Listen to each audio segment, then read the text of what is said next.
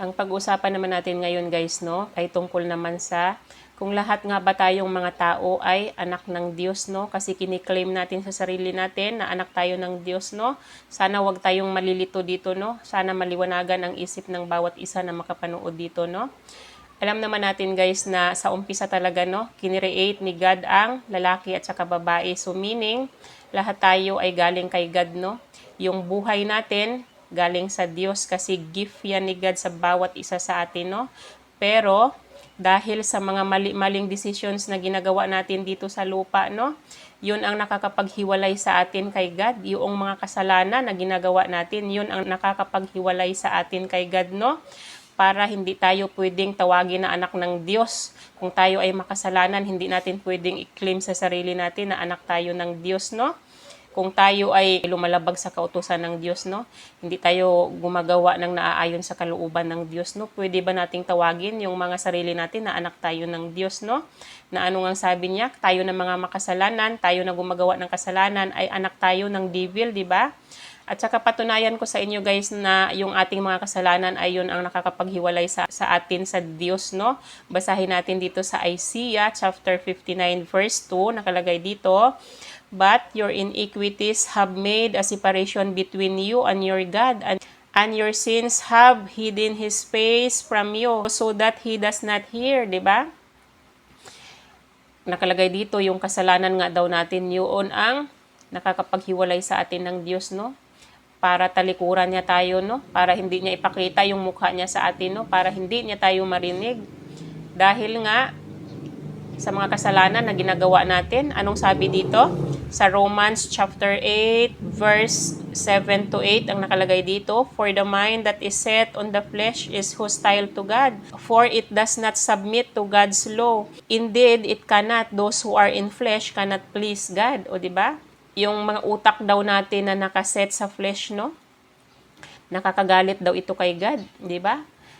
Yung mga pagnanasa ba natin, mga earthly desires, mga worldly passions natin, di ba? Yung pagnanasa natin sa laman, pagnanasa natin sa mga material na bagay, pagnanasa natin sa magagarang bagay na yan, no? Yan yung tinatawag na under flesh, no?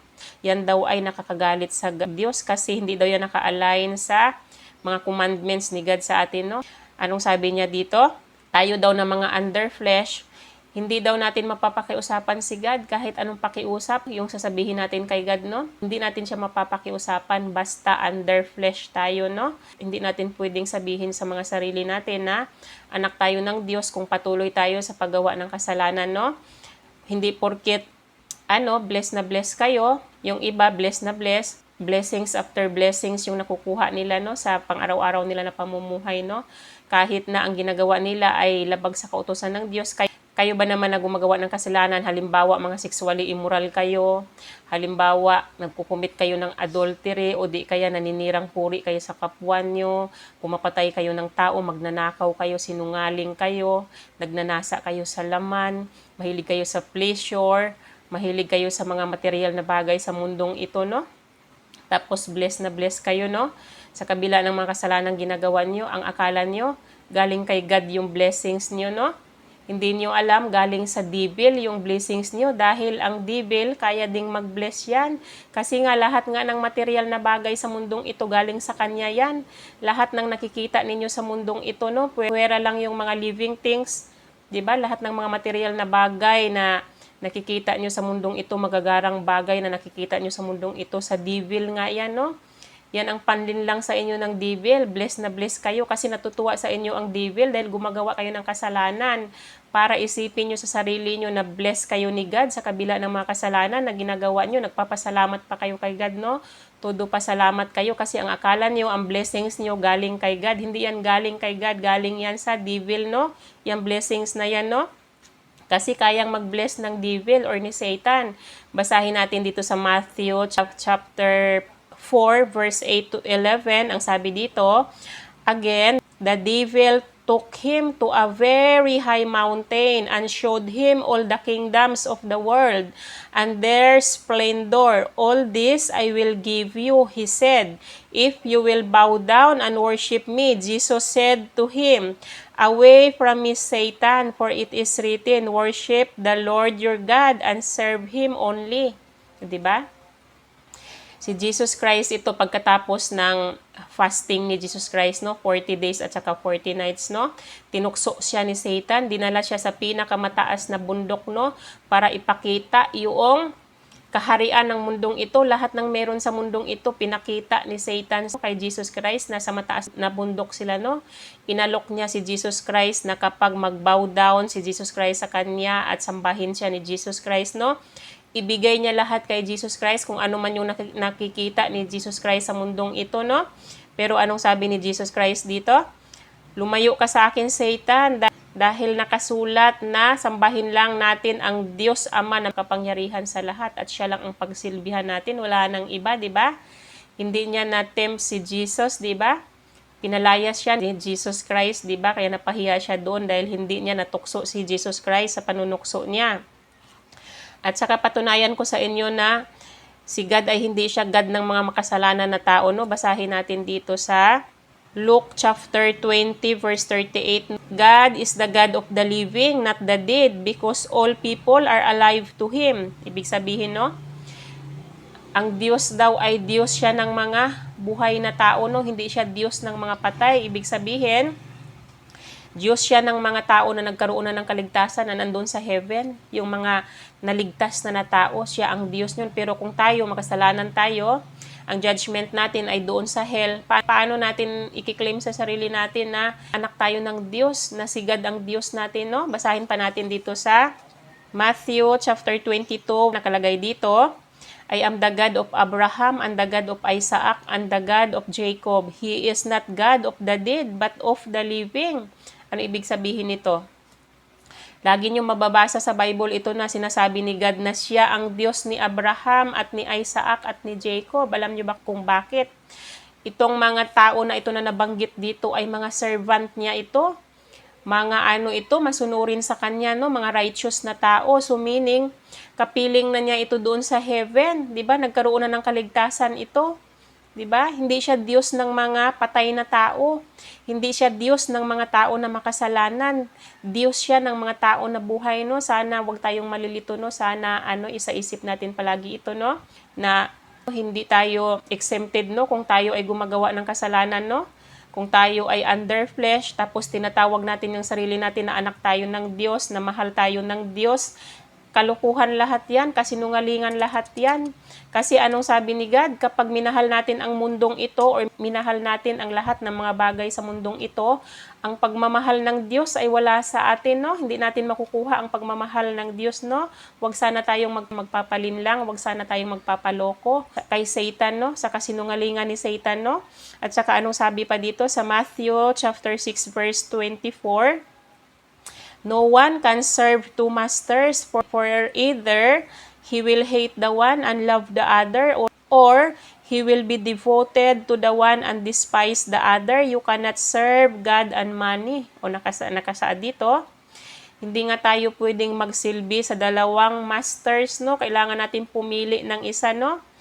It's either daw, kamuhian natin yung isa at mahalin natin yung isa, or maging tapat tayo doon sa isa at hamakin natin yung isa. Hindi nga daw tayo pwedeng mag-serve kay God at sa pera, di ba? Kiniklaim natin na anak tayo ng Diyos, tapos mukhang pera tayo, hindi tayo nakukontento sa no? Pagdating sa pera, wala tayong kakontentuhan. Gawa tayo ng kasalanan, kiniklaim natin na anak tayo ng Diyos. Hindi pwedeng ganun. Kailangan nating pumili ng isa, no? Kung piliin natin si God, kalimutan natin ang paggawa ng kasalanan, di ba? Sundin natin lahat ng kautusan ni God kung siya ang pinili natin. Pero kung pinili natin yung devil, kung si Satan yung pinili natin, doon tayo kay Satan. Pero hindi tayo makagkaroon ng kaligtasan. Huwag nating i-claim sa sarili natin na anak tayo ng Diyos kung ang gawain natin ay gawain ng devil, no? Gawain ng evil, yung mga desires natin sa mga buhay natin, no? Hindi tayo matatawag na anak ng Diyos. Tandaan natin yan. Pero sa kabila naman ng pagiging makasalanan natin, no? May solusyon pa naman para tayo ay makapiling ng Diyos, no? Para makapiling nating muli ang Diyos, no? Anong sabi dito sa Acts chapter 3 verse 19? Repent therefore and turn back that your sins may be blotted out, di ba? Ibig sabihin, magsisi tayo sa mga kasalanan nating nagawa, no? Magbalik loob tayo sa Diyos para ang mga kasalanan natin ay buburahin ni God, di ba? Wala namang imposible.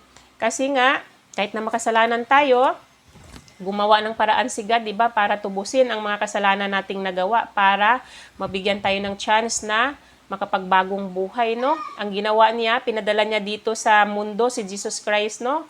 Nagkatawang tao si Jesus Christ, no?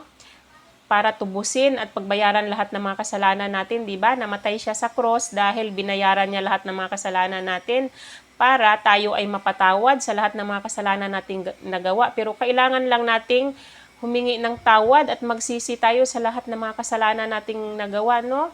Yun lang ang dapat nating gawin. Pagsisihan natin lahat ng mga kasalanan natin, ihingi natin ng tawad sa Diyos. Lahat yon ng mga nagawa nating kasalanan para tayo ay matawag na anak ng Diyos. Kasi anong sabi dito? Buburahin ni God lahat ng mga kasalanan nating nagawa basta tayo ay magsisi. True repentance, di ba? Kalimutan na natin ang paggawa ng kasalanan. At saka anong sabi dito sa 2 Corinthians chapter 5 verse 17 naman, therefore, if anyone is in Christ, he is a new creation. The old has passed away, behold, the new has come. Ibig sabihin, kapag tayo daw ay nagbalik loob, no? Nagbalik loob sa piling ni Jesus Christ, no? Anong sabi dito? Tayo daw ay new creation na. Para daw tayong ipinanganak muli. Yung lumang tayo, no? Yung lumang nakagawian natin, yung mga kasalanan natin, mamamatay na yun kapag tayo ay nagbalik loob sa Diyos, no? Tapos, anong sabi dito? Behold, the new has come. Magiging born again na tayo, di ba? Bagong buhay na, di ba? Pag tayo nagbalik loob sa Diyos, humingi ng tawad, nagsisi sa mga kasalanan natin, tapos pinatawad na tayo, no? Magiging sinless na tayo, as in zero na yung kasalanan natin, no? Magiging banal na tayo kasi nga buburahin na ni God yung mga kasalanan natin, no? Hindi na interesado si God doon sa mga dating kasalanan natin na ihiningi na natin ng tawad. Ang kailangan na lang nating gawin ay magbagong buhay. As in, mamuhay tayo na ang sundin natin ay yung tamang landas, no? Sundin natin lahat ng commandments ni God at saka lumakad tayo na yung will ni God ang nasusunod sa buhay natin, hindi yung will natin. Yun lang ang kailangan nating gawin, no? Para magkaroon tayo ng kaligtasan balang araw kapag nasa kabilang buhay na tayo, no?